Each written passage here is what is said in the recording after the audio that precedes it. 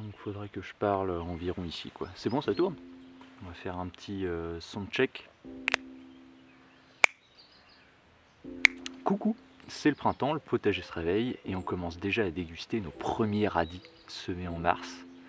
Alors en regardant mon petit carré de potager pousser, on pourrait être impressionné par la vitesse de croissance des radis. C'est très souvent la plante potagère qu'on récolte le plus tôt au printemps, déjà parce qu'on peut la semer beaucoup plus tôt, donc dès la fin de l'hiver, vers février-mars, mais aussi parce qu'on la récolte très rapidement. On voit souvent des radis de 18 jours, donc du semis à la récolte. Si les conditions de température et d'humidité sont bonnes, en quelques semaines, on peut avoir les premiers radis à déguster très tôt dans la saison. Donc je serais tenté de dire que le radis, c'est quand même une plante très rapide. Bon, le radis est une plante assez rapide, mais pas vraiment. Il faut dire qu'on récolte une plante immature. Un radis qu'on laisse tranquille, il va tout simplement continuer de grossir. Et cette réserve contenue dans la racine qui gonfle sera ensuite utilisée l'année suivante pour faire pousser la tige, puis les fleurs. Donc est-ce qu'on peut vraiment dire qu'un radis c'est rapide vu qu'on récolte en fait un bébé radis? Manger des jeunes pousses ou microgreens, c'est encore plus rapide. Comme le nom l'indique, l'idée c'est de faire germer des graines et de récolter directement les jeunes pousses pour les consommer. On peut faire ça avec du petit pois ou du tournesol par exemple.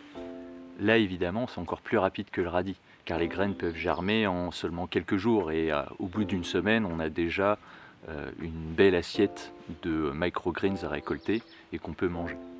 On pourrait même faire ça avec des graines de radis d'ailleurs, parce que les fans de radis sont comestibles. Cela dit, qu'est-ce qu'on entend par rapide au final? Là, on a surtout parlé du temps entre le semis et la récolte, mais la rapidité d'une plante, elle peut se manifester aussi par sa vitesse de croissance. Victoria amazonica, c'est un nénuphar originaire d'Amazonie. On le reconnaît à ses bords relevés et surtout au fait que chaque nénuphar peut atteindre jusqu'à 3 mètres de diamètre et grandir d'un demi-mètre carré par jour. Donc c'est plutôt énorme. Dans un autre registre, mais tout aussi impressionnant, on a le Wolffia aretha, une lentille d'eau d'1 millimètre de diamètre qui se reproduit tellement vite que la population double tous les 4 jours environ. Donc un petit mètre carré de cette plante qu'on laisserait dans un lac par exemple pourrait recouvrir la surface d'un terrain de foot en moins de 2 mois. Alors c'est pas vraiment comparable avec le nénuphar parce que la lentille d'eau elle est minuscule et c'est pas elle qui va grandir, c'est juste elle va se reproduire à une vitesse affolante.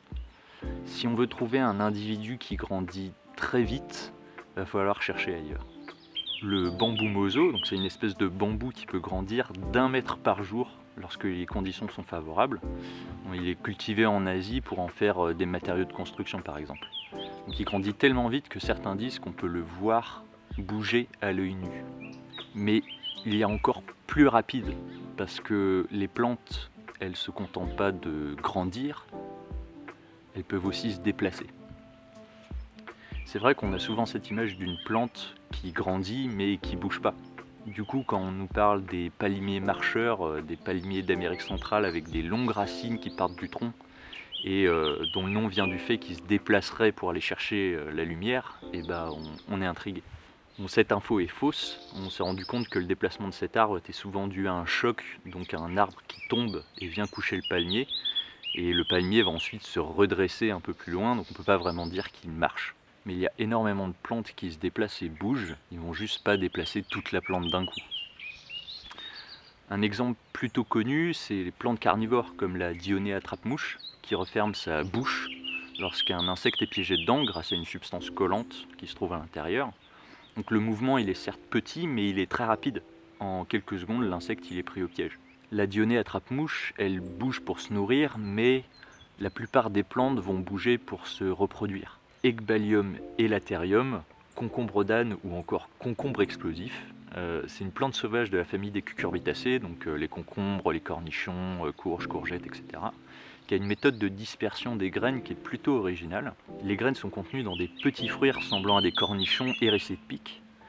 Et là où les autres cucurbitacées utilisent les animaux pour disperser les graines, qui vont manger les fruits et ensuite relâcher les graines via leurs excréments, L'Ecbalium et l'Atherium, il a opté pour une autre stratégie. L'intérieur du fruit, il est rempli d'un liquide sous pression à 6 bars. Pour donner un ordre d'idée, 6 bars, c'est 2 à 3 fois plus que la pression dans un pneu de voiture. Et lorsque le fruit il est mûr, il va se détacher du pédoncule. Donc le pédoncule, c'est la petite tige qui tient le fruit. Et du coup, l'intérieur du fruit va être détaché, le liquide va sortir vu qu'il est sous pression, et le fruit va être propulsé à une dizaine de mètres à une vitesse qui approche les 10 mètres par seconde. 10 mètres par seconde, c'est très rapide pour une plante.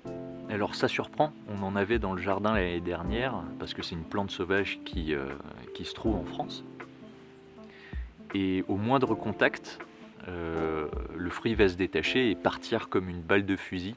Donc on n'a même pas le temps de voir où est-ce qu'il atterrit tellement il part vite.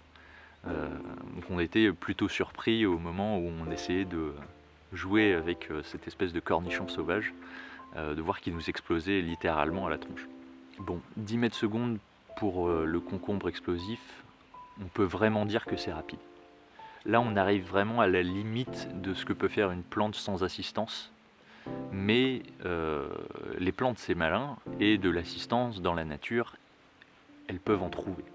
On a par exemple les tumbleweeds, une espèce de buisson épineux très représentatif des déserts américains qu'on voit souvent dans les westerns, qui va se détacher de ses racines à la fin de sa vie, une fois qu'elle est bien sèche, et être portée par le vent sur de longues distances et disséminer ses graines tout le long de son voyage.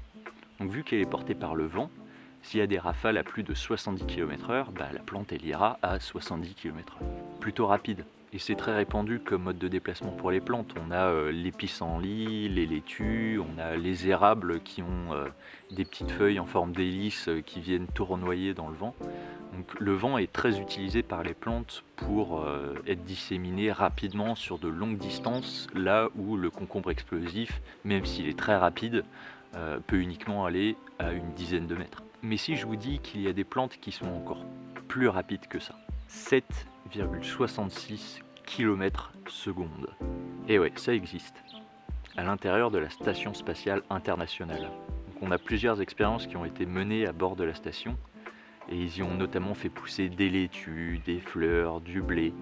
Donc même si on ne peut pas dire que la plante se déplace de son propre chef, je pense pouvoir dire sans se tromper que la plante la plus rapide que l'on connaisse ne pousse même pas sur Terre.